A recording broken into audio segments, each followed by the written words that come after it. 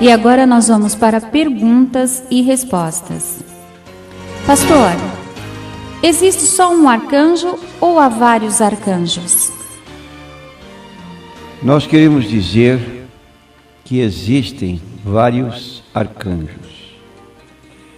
E nós dizemos que há uma hierarquia celestial composta de anjos, de arcanjos, de querubins, serafins. Daí porque arcanjo é uma classe de anjos que quer dizer príncipe ou príncipes. E certamente existem outros arcanjos, porque a Bíblia fala de principados e potestades. Nós temos no livro de Daniel, no capítulo 10, versículo 13, essa declaração que vamos ler. Mas o príncipe do reino da Pérsia me resistiu 21 dias, e eis que Miguel, um dos primeiros príncipes, veio para ajudar-me, e eu fiquei ali com os reis da Pérsia.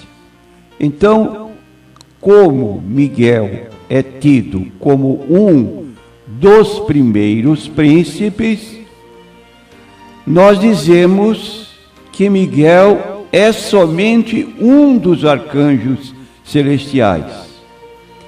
Agora, quando abordamos esse tema sobre arcanjos, a figura central na Bíblia, quando falamos de arcanjos, é Miguel, como acabamos de citar no versículo 13. Miguel, um dos primeiros príncipes. E na Bíblia nós encontramos 5 vezes a palavra Miguel, referindo-se ao arcanjo. Nós encontramos em Daniel capítulo 10, versículo 13, no mesmo capítulo, no versículo 21, de novo aparece Miguel como arcanjo. No capítulo 12 do Apocalipse, aliás, no capítulo 12 de Daniel ainda, versículo 1, também aparece a palavra Miguel. No livro de Judas, a epístola de Judas, versículo 9, também aparece a palavra Miguel. E no livro do Apocalipse 12, versículo 7. Então, 5 vezes aparece na Bíblia o nome Miguel, príncipe. Em nenhuma dessas ocasiões ou citações afirma-se que Miguel é o próprio Jesus. Isto nós dizemos porque existem grupos religiosos que ensinam que Jesus é o arcanjo Miguel. E nós queremos dizer que isso é uma heresia grave, porque muda a identidade de Jesus e rebaixa Jesus de criador para criatura. No livro de João, capítulo 1, versículo 3, diz que mediante Jesus foram criadas todas as coisas que existem no céu, na terra, debaixo da terra, tudo foi criado por Ele, principados, potestades. Então, isso em consonância com Colossenses, capítulo 1 e versículo 16, mostra-se que Miguel, embora arcanjo, tem a natureza de anjo, enquanto que Jesus é Deus e tem a natureza divina. De modo que não podemos confundir nesse particular como se Jesus e Miguel fossem a mesma pessoa. Por exemplo, nós lemos no livro de Judas, no versículo 9, que Miguel não teve autoridade para repreender Satanás e disse: o Senhor te repreenda. Mas ocorre que quando Jesus vivia ou estava aqui na terra, por várias vezes ele repreendeu o diabo. Por exemplo, em Lucas 4, versículo 35, Jesus repreendeu o demônio dizendo: cala-te e sai dele. E o demônio, lançando-o por terra no meio do povo, saiu dele sem lhe fazer mal. De modo que a autoridade de Jesus é a autoridade de Deus e não podemos confundir a pessoa de Jesus com a pessoa de Miguel. Esse ensino de que Miguel e Jesus constituem a mesma pessoa é um ensino condenado pelo apóstolo Paulo na sua segunda carta aos Coríntios, capítulo 11, versículo 4, que mostra que haveria nos últimos tempos pessoas que ensinariam um outro Jesus, falando de alguém como Miguel como se fosse o próprio Jesus. Isso está errado à luz da Bíblia Sagrada. Como está errado? Nós podemos dizer que Jesus é Criador, que nós apontamos em João 1 e 3, e que Miguel é criatura, de acordo com Colossenses 1,16, e nesse texto declara que foi o próprio Jesus que criou todas estas criaturas celestiais.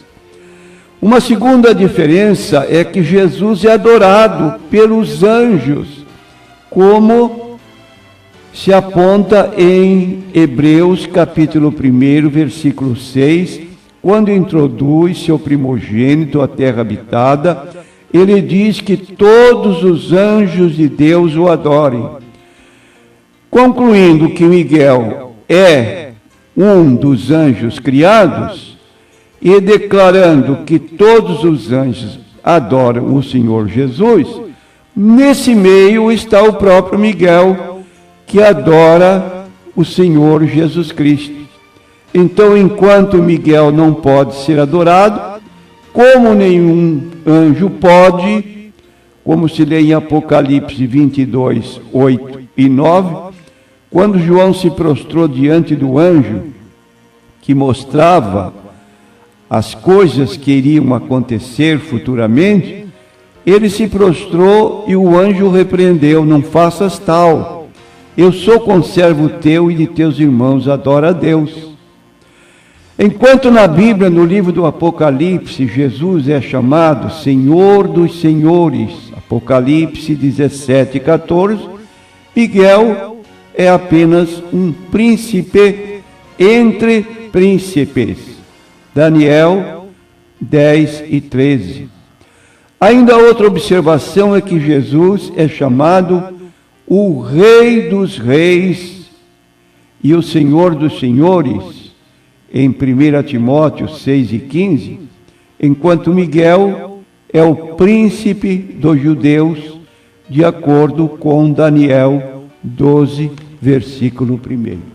Então, concluindo a nossa resposta, nós dizemos que arcanjo é uma classe de anjos, que quer dizer príncipe, e certamente existem outros arcanjos, porque a Bíblia fala de principados e potestades. Repetindo o texto base de Daniel 10 e 13, mas o príncipe do rei da Pérsia me resistiu 21 dias, e eis que Miguel, um dos primeiros príncipes, veio para ajudar-me, e eu fiquei ali com os reis da Pérsia.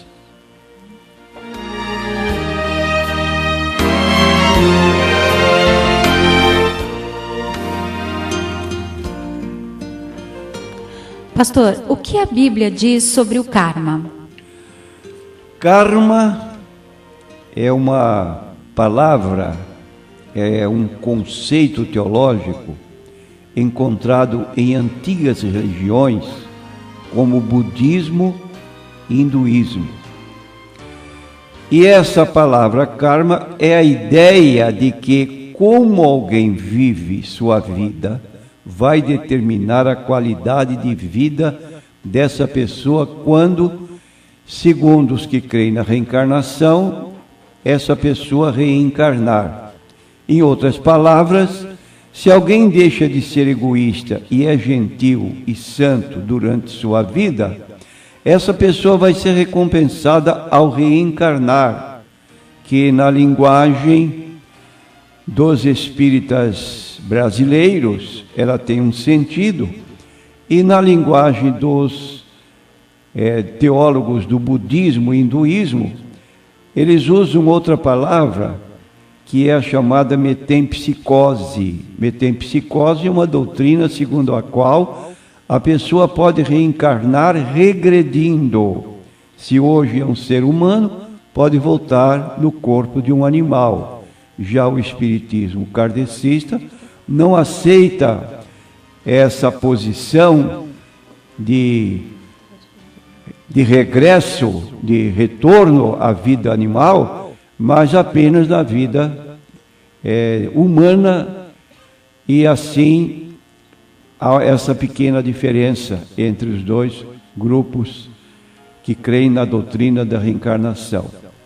Nós queremos dizer, no entanto, se alguém viver uma vida de egoísmo e perversidade, essa pessoa vai reencarnar um dia, vai reencarnar uma vida menos agradável, segundo o ensino espírita. Em outras palavras, semearemos na outra vida o que plantarmos nesta. Karma, então, é baseado na crença religiosa da reencarnação. Agora, a pergunta que se levanta: a Bíblia concorda ou não concorda com a ideia de reencarnação? Sustenta ou não sustenta a ideia do karma? Nós encontramos no livro de Hebreus, capítulo 9, versículo 27, a seguinte declaração: e como aos homens está ordenado morrerem uma vez, vindo depois disso o juízo. Vou repetir: e como aos homens está ordenado morrerem uma vez, vindo depois disso o juízo. Então, este versículo bíblico deixa bem claro dois pontos importantes que, para os cristãos que negam a possibilidade da reencarnação e karma. Primeiro, o versículo afirma que aos homens está ordenado morrerem uma vez, quer dizer, os humanos nascem e morrem apenas uma vez. Não há um ciclo infinito de vida e morte e renascimento, como sugere a teoria da reencarnação. Segundo, a passagem de Hebreus 9, 27 afirma que depois da morte teremos que enfrentar o juízo. Quer dizer, não há uma segunda chance de viver uma vida melhor, como afirma a teoria da reencarnação e karma. Cada um tem apenas uma vida e uma chance de vivê-la de acordo com o plano de Deus e ponto final. Não há uma segunda chance. A Bíblia fala muito sobre semear e colher. Jó capítulo 4, versículo 8. Segundo eu tenho visto, os que lavram iniquidade e semeiam mal, cegam o mesmo. Salmo 126, versículo 5 diz: os que semeiam em lágrimas, cegarão com alegria. Lucas 12, 24 diz: considerai os corvos, que nem semeiam, nem cegam, nem tem despensa, nem celeiro, e Deus os alimenta. Quanto mais valeis vós do que as aves? Em cada uma dessas passagens ou exemplos, assim como todas as demais referências sobre semear e colher, o processo de receber a recompensa pelas suas ações acontece durante esta vida. e nem não em uma vida futura. Quero repetir, em cada um desses exemplos bíblicos, assim como todas as outras referências que encontramos na Bíblia sobre semear e colher, o processo de receber a recompensa pelas suas ações acontece durante esta vida, não em uma vida futura. É uma atividade do presente, e essas passagens deixam bem claro que o fruto que alguém colhe vai ser proporcional às ações que essa pessoa executou. Além disso, as ações que alguém executa nessa vida vai afetar sua recompensa ou punição depois da morte.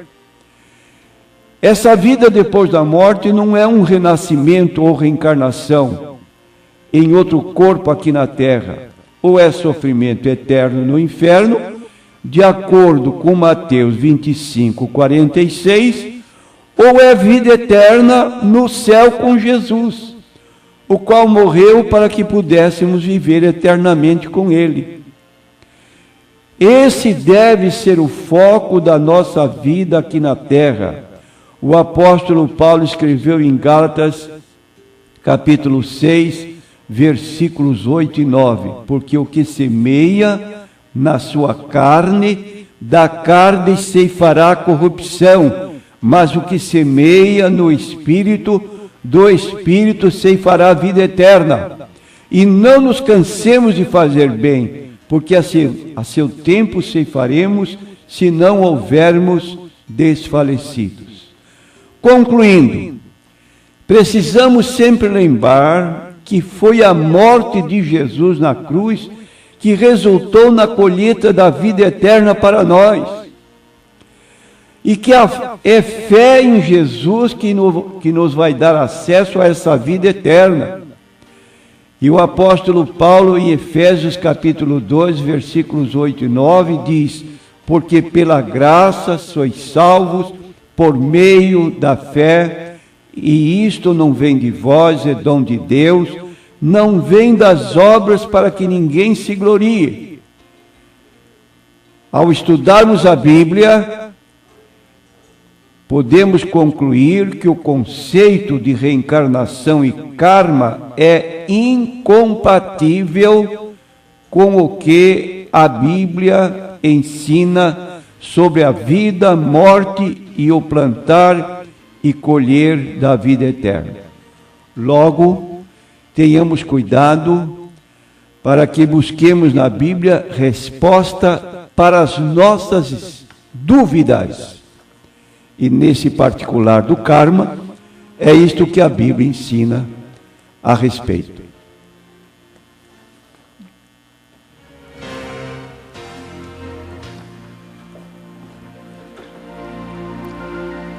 Pastor, devemos doar todos os nossos bens para uma organização religiosa?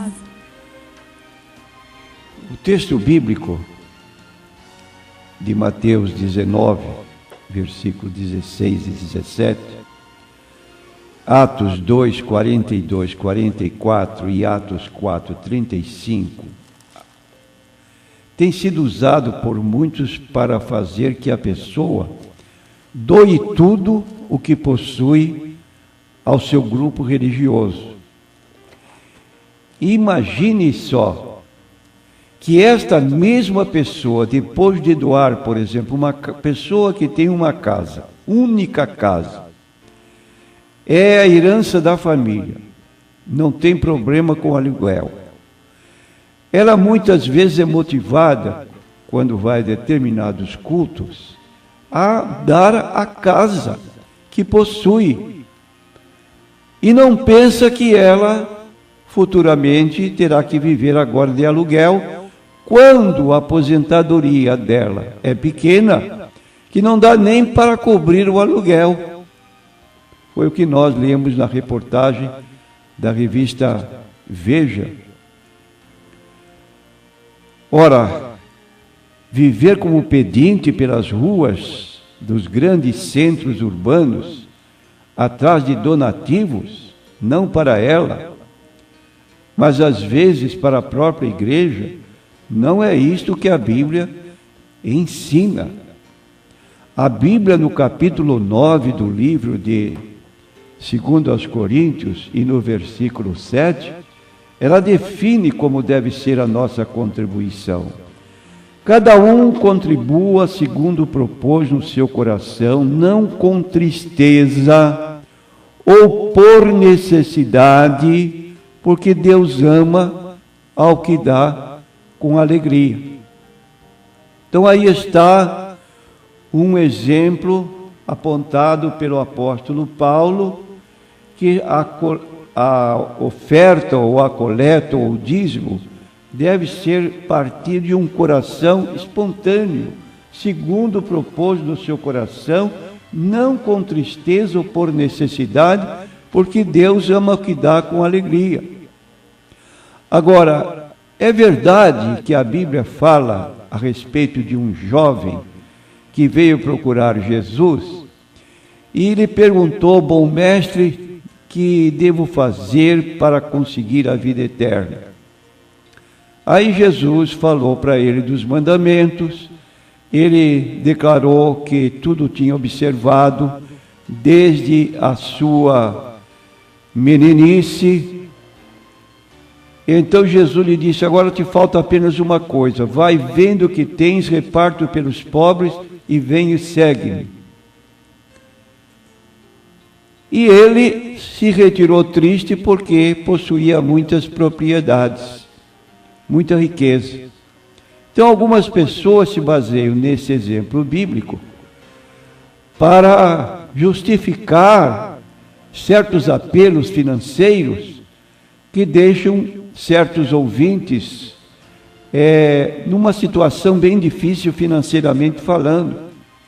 Por exemplo, você tem um carro para uso pessoal, para o seu trabalho, como é que você se deixa levar e entrega a chave do carro com o próprio carro e pensando agora, como vou fazer meu trabalho se não tenho mais condução? Então, em Mateus, onde está essa referência à Bíblia, bíblica, apontamos que aquele jovem era homem de posição. E logo de início vemos um problema fundamental. Enquanto Jesus usa o verbo receber, o homem usa o verbo fazer.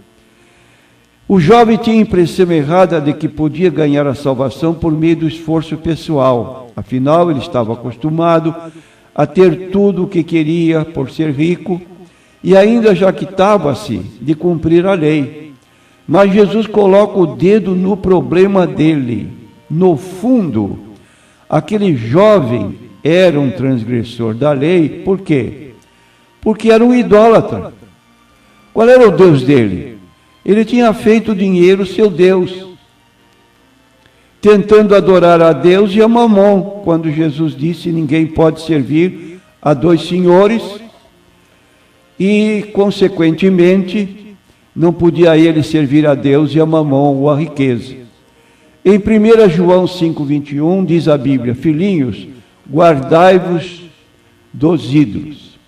Concluindo, não é errado possuir riquezas, desde que a pessoa não se deixe dominar por ela. O texto, porém, não deve ser interpretado como sendo uma ilustração normativa para os crentes venderem tudo e viver na pobreza. Isso não é base para esta medida extrema que tem levado pessoas a sofrerem por causa de um momento de emoção em que entregam valores que não estão à altura que eles possam oferecer.